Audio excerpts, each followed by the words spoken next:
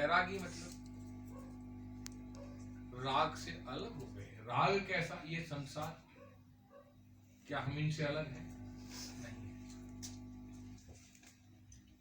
तो हमारी स्थिति कहां पर है, ये स्वयं जवाब हमारे पास है। किसी से हमें पूछने की जरूरत नहीं पड़ती, किसी से कहने की जरूरत नहीं।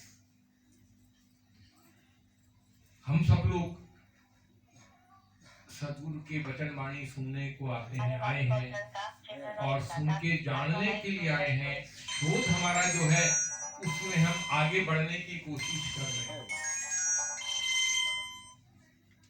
तो ये हमारा जीवन, जब तक हम हैं इस शरीर में तब तक ये शोध चलता रहता है।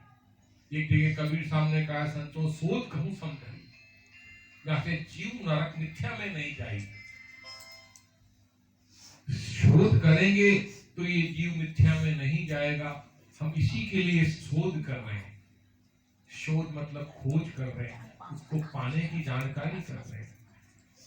तो विज्ञानी सुन सदगुरु की वाणी, चाही प्रताप हम भये बैरागी त्याग। अब त्याग किस चीज का? सकल, इस संसार का, कुल जिससे तुम जुड़े हुए हो, खानी जिसमें तुम आए हो,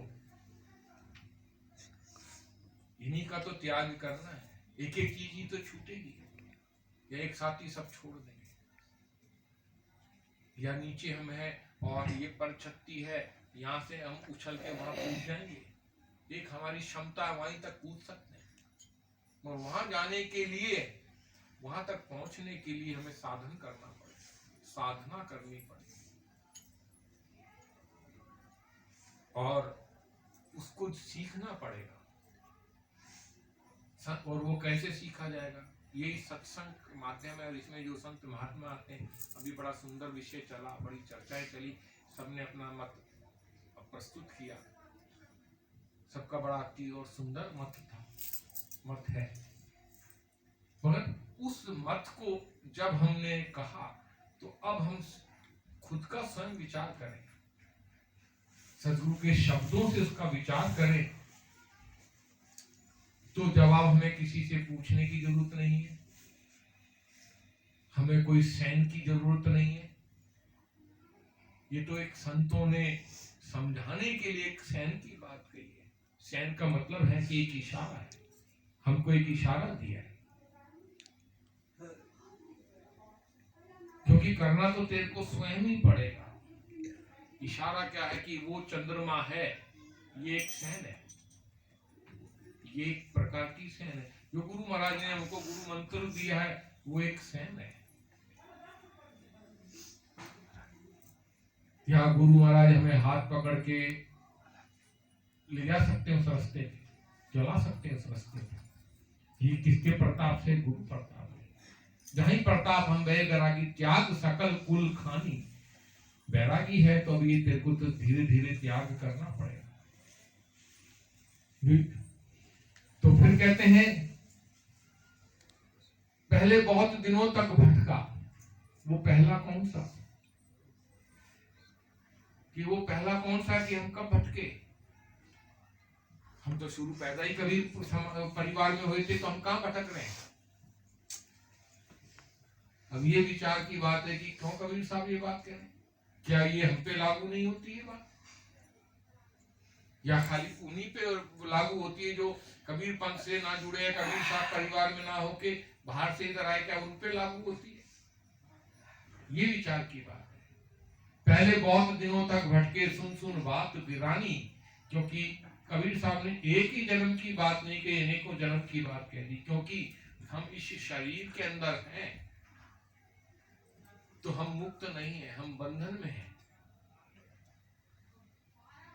और वो जो हमने किया था आज तक, वो हमारे साथ है, और उसी को साथ हमारे चलेगा।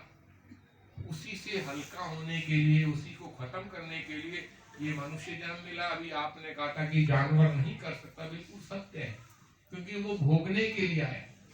मनुष्य भोग भी करता है और कर्म भी करता है, जानवर कोई कर्म नहीं करता, उसको स्वतः ही सब चीजें उपलब्ध है।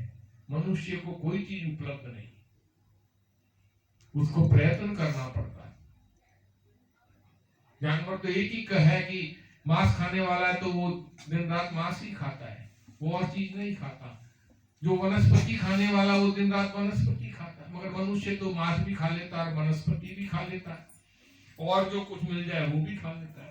कहने का मतलब है कि वो हर तरीके का कर्म कर लेता है। जो नहीं करने वाले, जो जानवर नहीं करते, वो मनुष्य कर लेता है। सुधार किस चीज का होना चाहिए? और सुधार का क्या है? ये सत्संग है, संतों का साथ है। कहते हैं जिनका संत समागम हुई और विघ्न न व्यापे कोई। जिस घर में सत्संग है, संतों का साथ है, वहां विघ्न आ नहीं सकता। सब तीर्थ संतों के चरणों में और सर्व देवता लारे, सब देवता उसके पीछे हैं।